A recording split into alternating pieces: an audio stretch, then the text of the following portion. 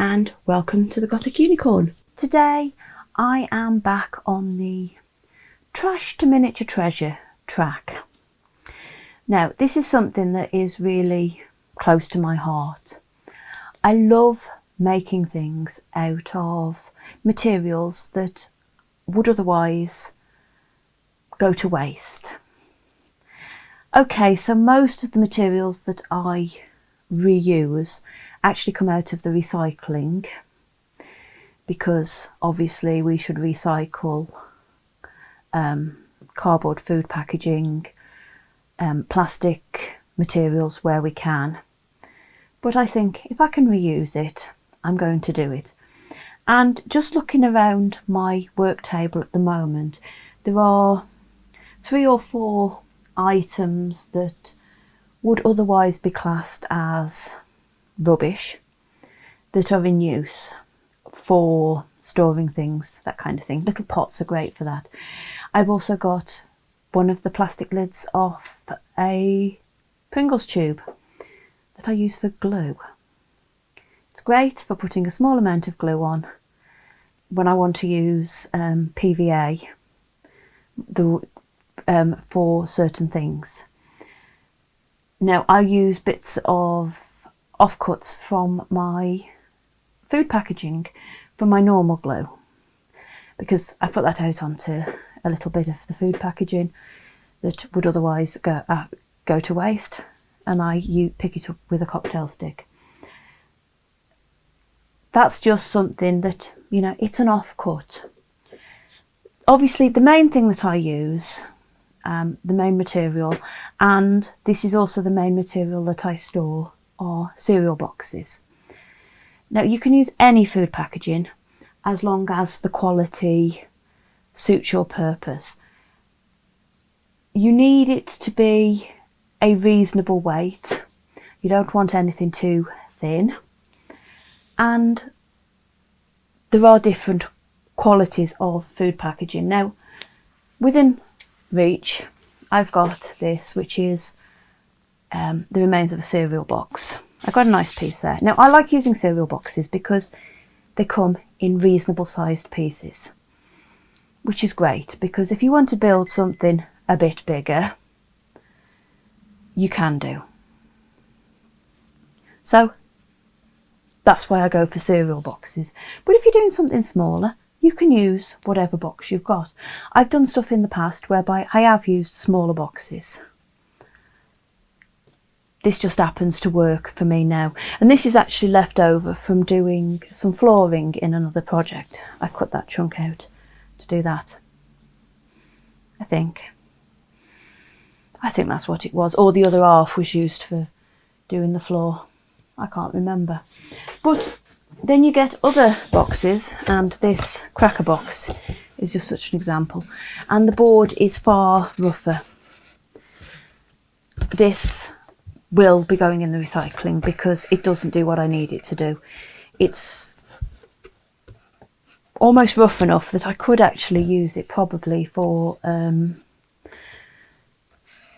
not stone, but certainly concrete paving slabs. I could possibly use that for that if I stacked it up, made it a bit thicker. That is the other thing you need to do with it, is stack it up according to your use. Anyway, as I say, that's my favourite. I use this stuff all the time. Anytime there's a cereal box, it's got my name on it. And I've got a few by me because, well, you never know when you're going to need it, but I'm always on the lookout. The main thing that I'm going to talk about today is plastic packaging. Now, not all plastic is equal. Some plastic you can cut really, really easily, some you can't. Now, if you've watched my videos, you know I like using the blister packaging. And I've actually got a piece here, which is from some medication. And I believe these are the ones that I was using when I made, what I used when I made the little sort of coupe glasses. Might be, I don't know. but that's been left on there. I use those and they hold up fairly well. Other plastics, not so much. Some plastics, like my Pringles top, are a bit harder and they're a bit more difficult to cut. So, you know, that's to be taken into account. Now, I'm going to pull out an egg box. It's very unusual to find plastic egg boxes in the UK, but just recently I've been getting eggs that come in these plastic boxes. And what I found is, of the main part of the packaging, all but one of them have got something embedded into them. Now, these that have got something embedded into, I could use if I was going to fill the bowl that I could make, bowl, plate, whatever. The one that isn't, I could just use it and have it empty because it wouldn't show. So that is something to think about. Now the other thing is, you've got these bits in the middle. Now they're not very strong, but you could, if you were careful, cut that off and use it as a very tall glass vase. You know, it's over an inch, so it'd be more than a foot high in real life. It's quite an interesting shape. You could use that. The other thing you have to be aware of is all these bits that join them together and the shapes and things, because it does reduce how much you can use. Now what I've got here is, put that one down, a dish that I've made from a previous egg carton, and that is from the bit that hasn't got anything embossed in it. I haven't got a use for this yet, but I cut it off a while back and it's sitting there looking at me going, what are you going to do with me? Now it's not the smoothest of cuts, it's not the best cut job that I've ever done, but it's there and it's looking at me and it's sort of encouraging me to go, well, come on, come up with an idea. I see a lot of people asking, what can I make with? And that is sometimes the wrong way to look at it, because the better way is to say, okay, I want to make this, what can I use? And that's actually what I'm going to do today. I'm going to approach something that I need for a project, and I'm going to look at different ways of making it. But as I say, even if you identify something like the bottom of this egg carton, look at the rest of it and see if there's anything that you can do with anything else. It's like some of these are nice where they've got the little bits where it joins up, but the plastic there is incredibly thin. It would be really, really difficult to do anything with, unfortunately. I do look. And I've got another one here that I actually cut out one of these diamond shaped pieces. I've kept those because maybe I can use them. Maybe I can. Actually, there's a possibility that one of these would work for what I want to do today. So, it's not wasteful. Otherwise, this would go in the recycling as it is. And I will cut the rest of the other two of those out just in case. And the rest of it will go in the recycling. That is my kind of way of working. I've got a recycling bin here and I put what's left over in there. So today I want to make some storage.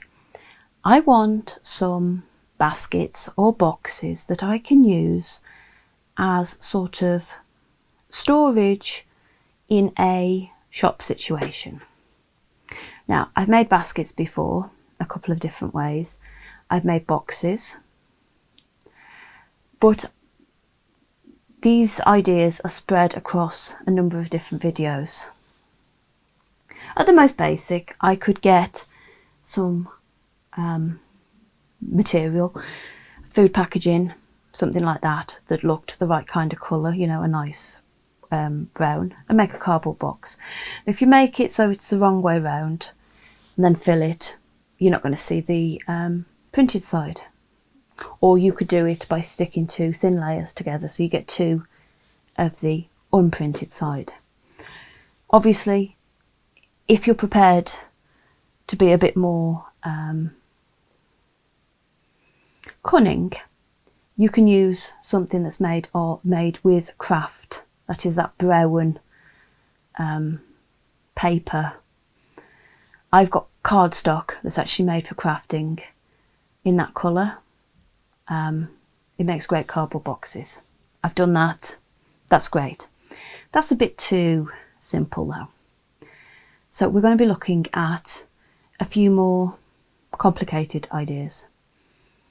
But when I say complicated, I don't mean that they're going to be difficult, because I haven't got time for difficult crafting, and I'm sure you haven't either. I have pulled a few things out to start making, just to show you some of the options. Now, I could have pulled out some bottle caps, but all the sort of bottle tops I've got at the moment are tending to be a bit too shallow for what I want. So I've left those aside for today. That is not to say that you couldn't use them if they fit your purpose. Now, the first one I've got is actually the top of some deodorant. This is the kind with the ball, you know, the roller kind. Now, it's a bit big for the scale that I'm going to be working in, and so I'm not going to use it today, but I like it, and I think that without too much effort, that could make a great feature pot for a garden, that kind of thing. Look really good with the plant coming out of it, wouldn't it? I think you can see that one. Now, the next one is one of many little pots I've got. I'm not sure where this one came from. It was a 1 ounce or 29 ml little pot. Now, I'm presuming that this came with something holding some sauce, possibly some dressing for a salad or something like that. I don't know.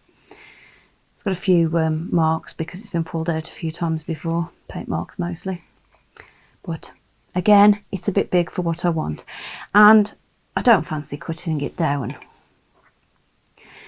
This one is a top that is on a spray bottle.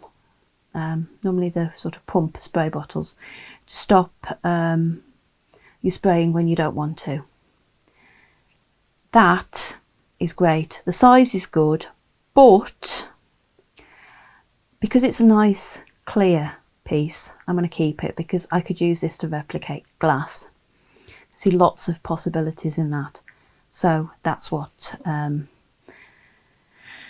is my deciding factor today. Now, the final one, and the one that I'm actually going to use, is a capsule out of a surprise egg. Now, these are the chocolate eggs that have a mystery toy in the middle. Now, I know they're not necessarily available in all countries. Kinder Surprise eggs are the name brand. This is a knockoff. It was cheaper. As a result, the chocolate was cheaper. The toy was definitely cheaper.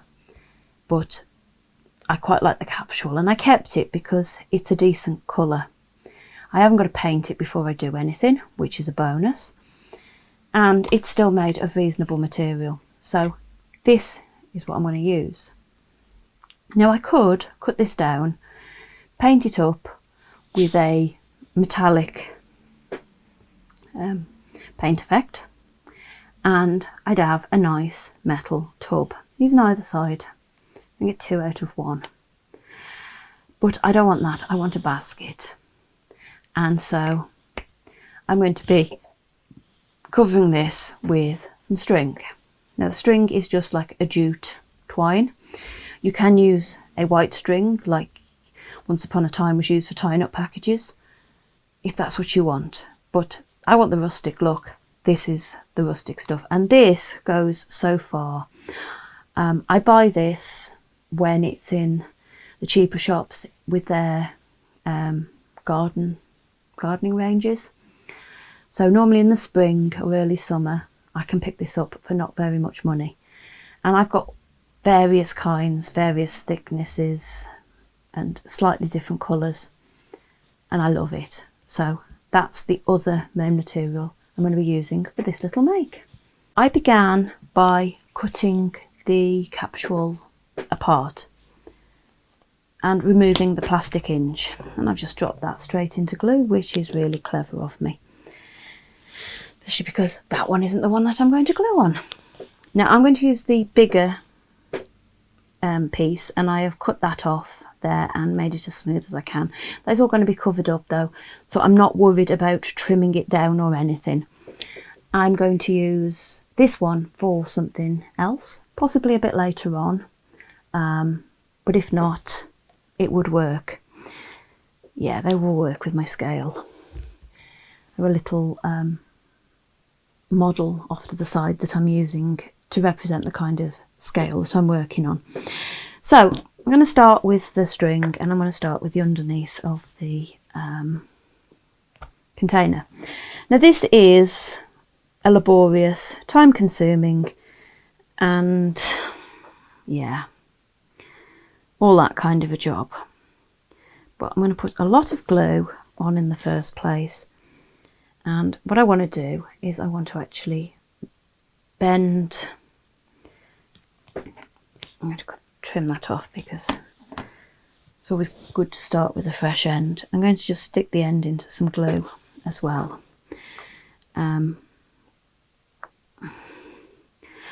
And the first bit, I'm going to try very hard to twist it back on itself, to glue it back to itself, and I've already ripped it apart.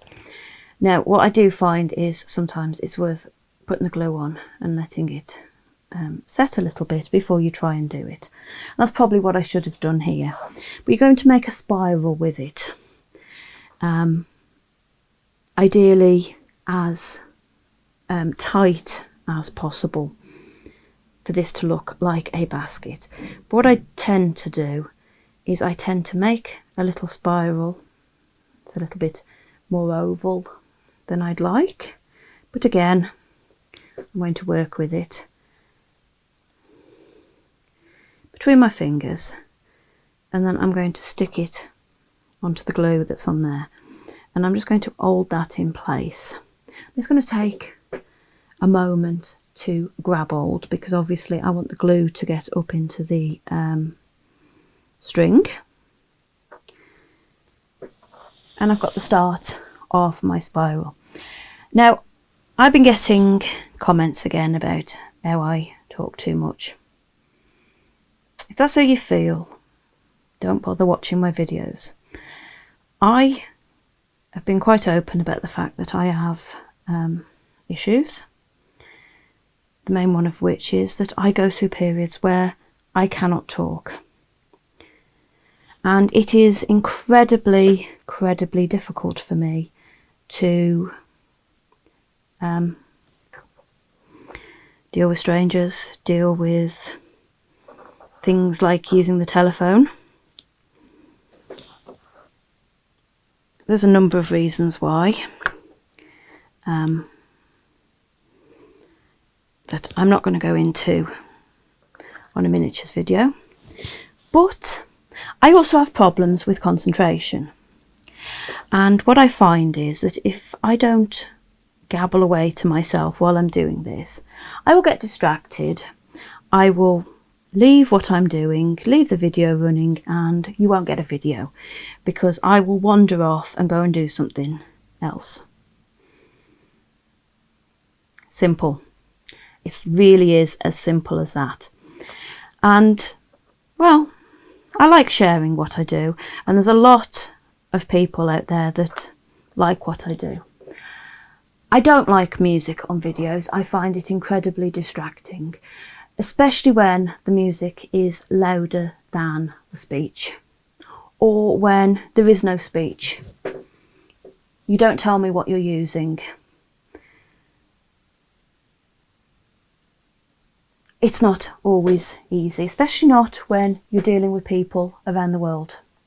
And yes, I know not everybody speaks English, which is fine, but some kind of indication of what material is handy. So it's quite simple. If you want to carry on watching my material, you have to put up with me talking away to myself and you, because I do think it. I try and keep my train of thought focused on what I'm doing, on the miniature stuff. Now you can see that this bit is stuck quite quickly. Now the glue I use is my usual Cosmic Shimmer Specialist acrylic glue. I was introduced to it for paper craft. I find it sticks almost everything. It doesn't smell too badly. It comes off with soap and water if you get it on yourself or your clothes. Not that I would do anything like that, obviously, but these things happen. And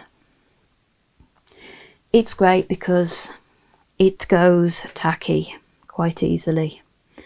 It goes from a runny glue to a tacky glue. And as I say, you can stick almost anything with it. So that's why I keep using it. And I'm sure that the people that introduced me to it as a paper crafting glue would be quite, not only did I finally give in because I wasn't one to buy the flavour of the month glue,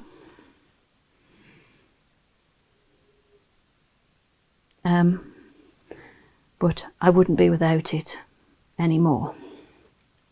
So all I'm doing is I'm going around the edge of my spiral with some glue on a cocktail stick, and I'm just putting this like this. Now this is fairly useful because obviously I can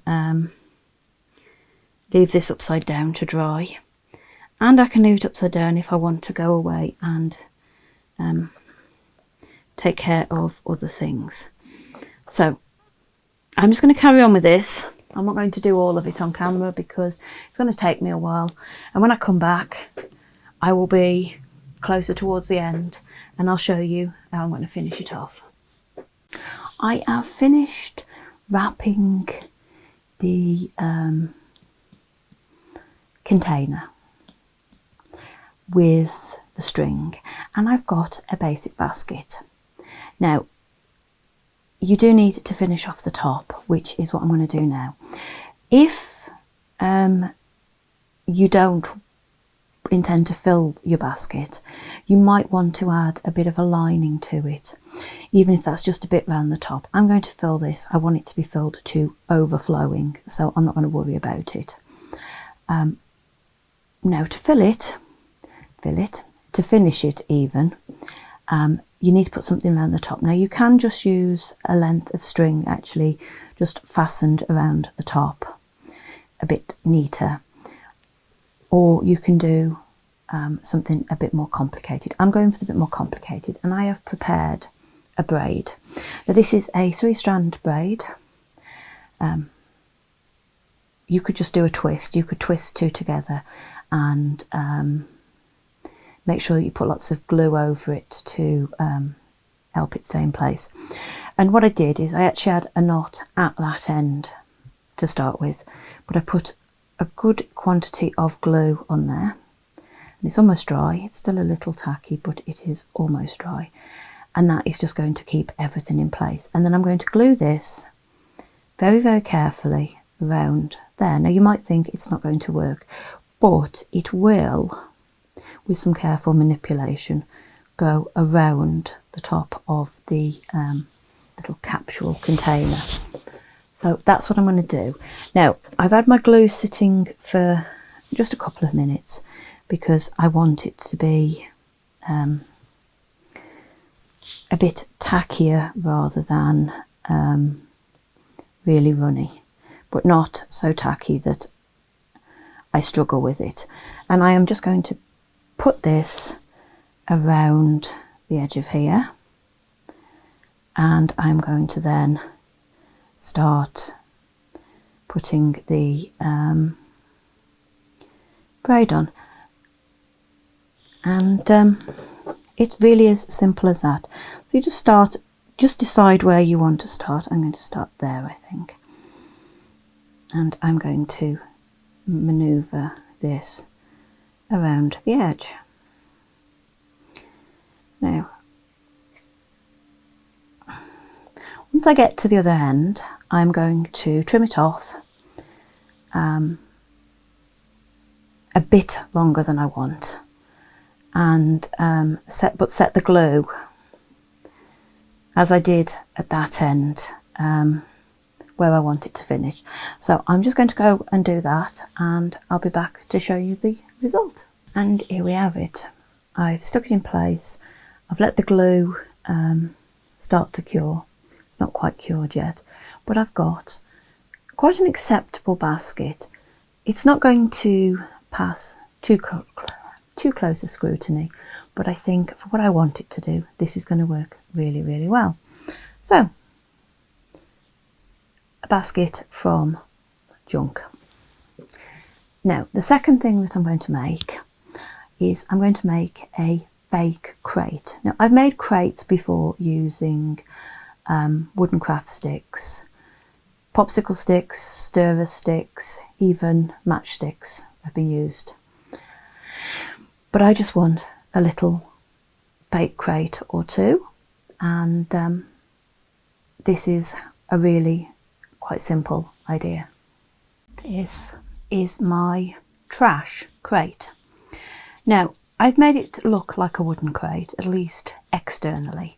Again, it's going to be filled, so I'm not too bothered about inside. And it's really easy to make. And I've made it from some of my scraps of a cereal box. I actually used a part of the side of the cereal box. That's how little material you actually need. And then I used some scraps of cardstock, but you could use paper. You just want a thinner material. I began with 2 rectangles. Now these I've actually cut to 1.25 inches by 3/4 of an inch. Now I've done that measurement for no other reason than my paper cutter measures in 1/4 of an inch, so it works quite well. And at this stage I stuck these 2 pieces together so that the printed side is on the inside.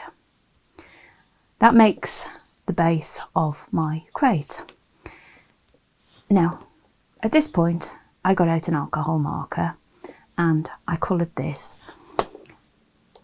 To make the sides, I began with a strip, again, of the cereal box. Just one, because you don't want it too thick. And I coloured straight off the clean side, again, with my alcohol marker. Now this I glued around my base piece, scoring the printed side,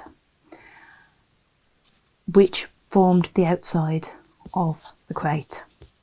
So I got at this stage an inside that was painted, coloured, not painted. You could paint it if you wanted, but you could paint it at the end because paint will go out over the glue. The markers don't tend to. A coloured bottom, and then I'd got the cereal box print on the outside. And at this stage I took some strips of cardstock. You could use paper as long as it's clean on one side so you can colour it. It doesn't matter what's on the back. And these were just cut by eye, so they're different sizes. I cut them with my paper trimmer again, but you could cut them with a straight edge and a knife. You could cut them with scissors, but you really need straight edges, so unless you're really, really good with cutting with scissors, I wouldn't recommend it. And then what I did is I fastened them with some glue, stuck them down onto each face one at a time. I did the 2 long faces and then the 2 short faces. And then finally I went around the edges with my alcohol marker again and coloured in any bits that were white. And I think that once it's loaded up with something is going to make a passable crate, and it's easy enough that you can make several in quite a short space of time. That probably took me no more than 15 minutes from start to finish. Now obviously if you want to make more, you cut more. If you cut all the pieces and then you do everything in an assembly line, I would imagine you could get the time down even more. As long as you use a nice tacky glue that doesn't need a lot of drying time, it's really, really easy. And I'm going to be making some more of these for definite. And here we have my miniature treasures created from trash. A crate and a simple storage basket from simple materials without too much fuss or difficulty. If you've enjoyed this video, and I hope you have, please like, comment and subscribe. It all helps my channel and lets me keep making these videos. And as always, I recommend you ring the notification bell so that YouTube should let you know the next time I put a video up. And until next time, bye.